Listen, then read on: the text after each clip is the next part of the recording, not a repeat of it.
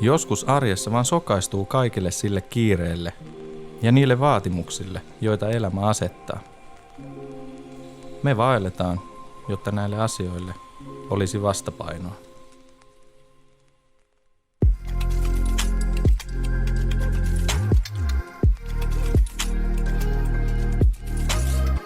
Pitäisikö he vetää tuohon sivuun vähän? On kyllä niin hieno maisema.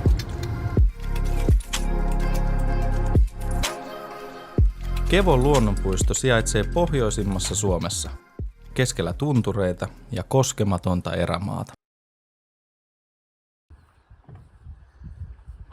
Reittimme tulisi kulkemaan tulevien päivien aikana Sulaojan lähtöpisteeltä kohti Kuivin tunturin huippua.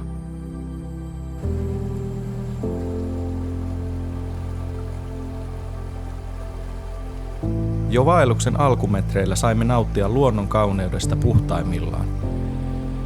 Sulaojan lähde huuhtoi arjen huolet mennessään.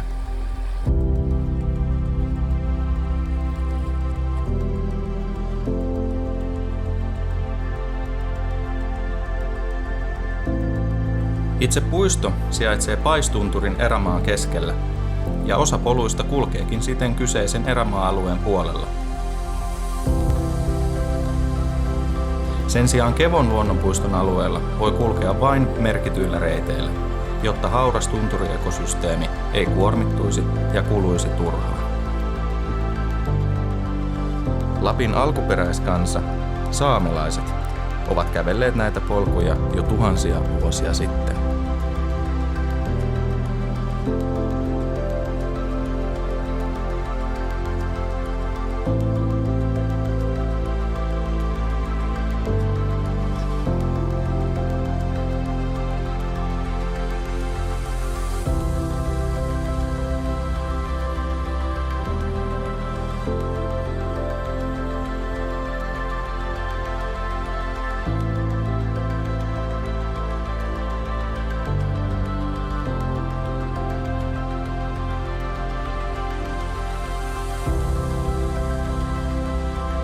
Ensimmäisenä iltana saavuimme leiripaikalle Ruktajärvelle hyvissä ajoin. Se povasi rennompaa illanviettoa sekä kunnollista lepoa ennen tulevien päivien etappeja.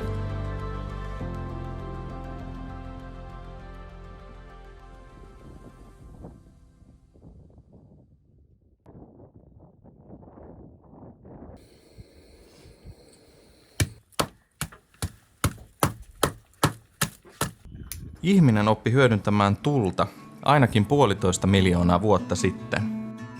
Modernille ihmiselle tulen äärellä istuminen on oiva keino rauhoittua ja hiljentyä.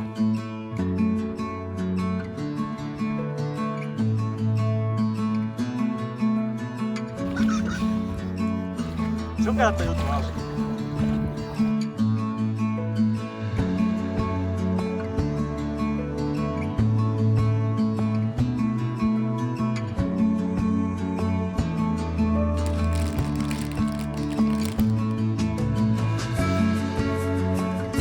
Iltaunin jälkeen siirryttiin autiotumasuojien korttipelin pariin.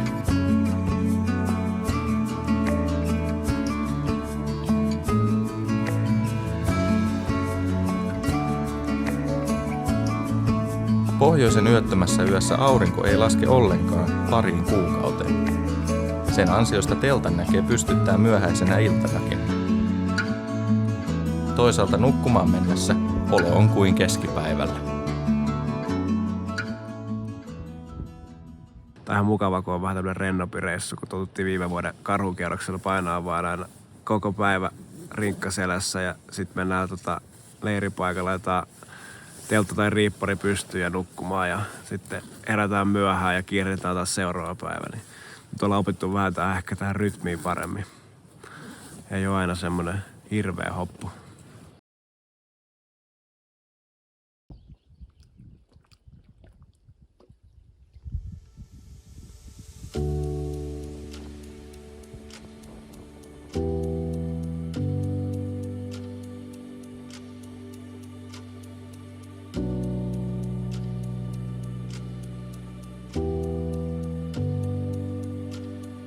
Ruktajärveltä reitti kulkee aavoille avotuntureille, jotka jatkuvat niin pitkälle kuin silmä kantaa. Herkän ja haavoittuvaisen luonnon keskellä saa tunteen jostain olennaisen äärellä olemisesta. Tässä seison, enkä muuta voi, enkä haluaisikaan.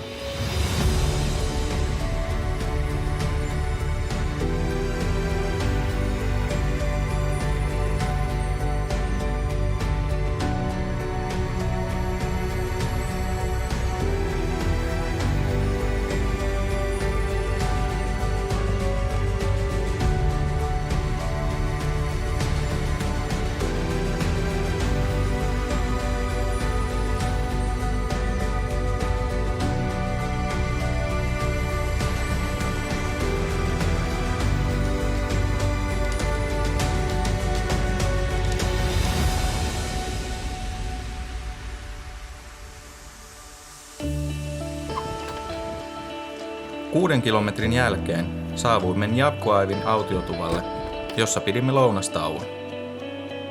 Aina pitää olla varautunut ruokailemaan taivasalla, mutta toki syöminen tuulelta suojaavassa tuvassa on usein mukavampaa.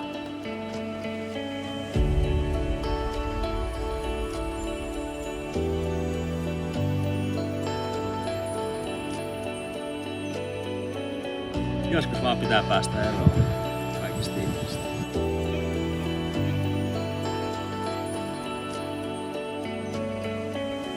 Lounaan jälkeen matka jatkuisi Akukammille, saamelaiselle turvekattoiselle kodalle, jossa viettäisimme seuraavan yön.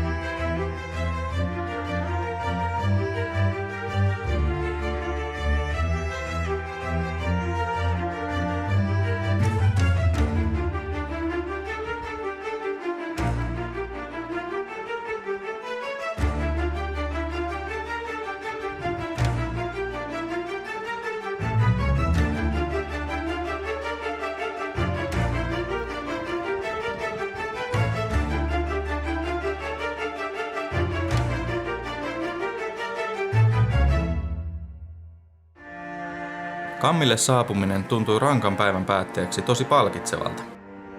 Päivän etappi tuntui syystä tai toisesta raskaalta. Tällöin on hyvä keskittyä yksinkertaisiin asioihin. Sukat kuivumaan, päivällinen ja seuraavan päivän suunnittelu. Teltta pystyyn, hampaiden pesu ja nukkumaan. Mitä kello?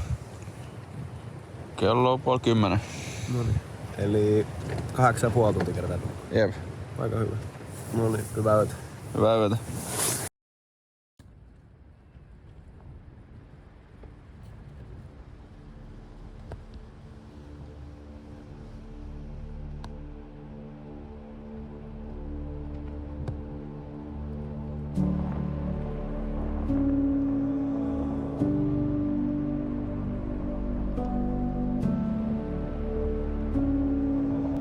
Kolmantena päivänä lähdimme liikkeelle jo varhain aamulla, ehtiäksemme ajoissa Kuivin autiotuvalle ja kiivetäksemme Kuivitunturin huipulle.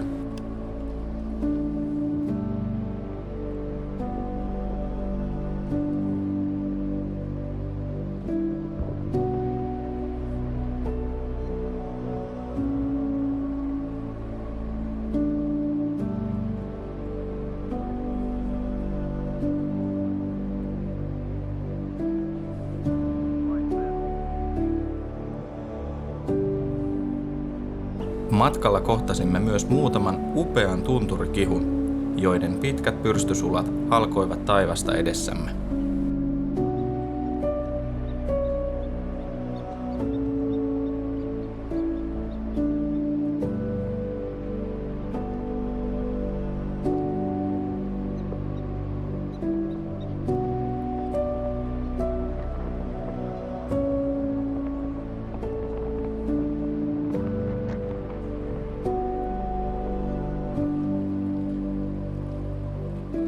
Vesi ei enää tässä vaiheessa kesää ollut kovin korkealla, joten tunturipurojen ylitykset onnistuivat ripeästi kengät jalassa.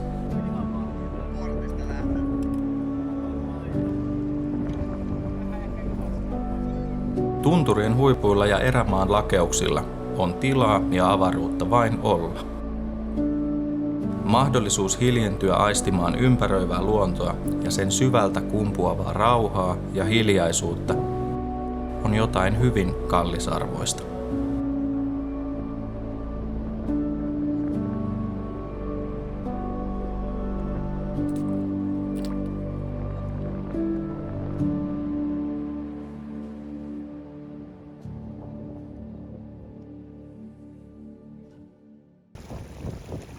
Saavuttaessa Kuivin autiotuvalle ylitetään Kevojoen sivuhaaroihin kuuluva Gamajoki.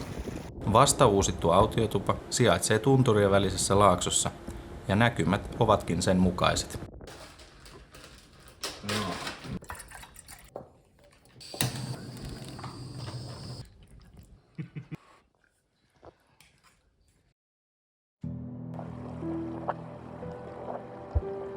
Lounaan ja kunnon lepotauon jälkeen koitti Kuivin huiputuksen aika.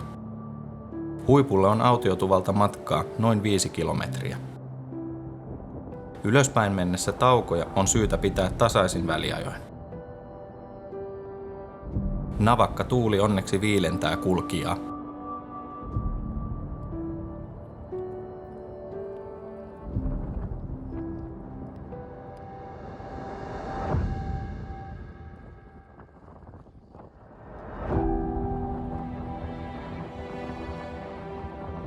Läntisessä horisontissa siintävät Pohjois-Norjan lumihuippuiset vuoret.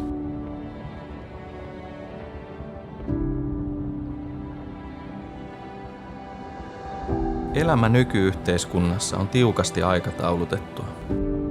Mutta kun vaeltaa keskellä erämaata, aika menettää merkityksensä. Erämaassa sille ei ole tarvetta, koska tarve tehdä asioita lähtee sisältäpäin.